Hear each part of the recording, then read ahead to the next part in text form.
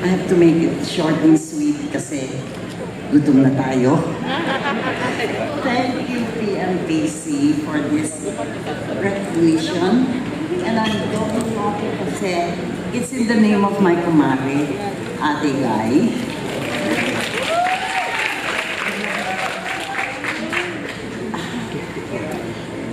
Well, actually, ang alam ko, pareho kami nag-umpisa ng year ni Guy, 1967.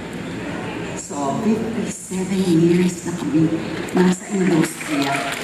And we're still walking and we're still up and about.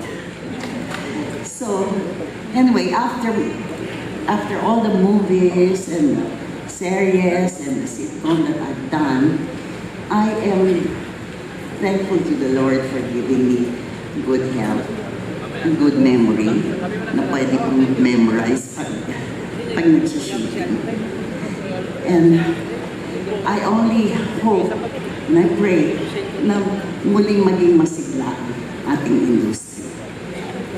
Sana lagi natin piliin ang pelikulang Pilipino.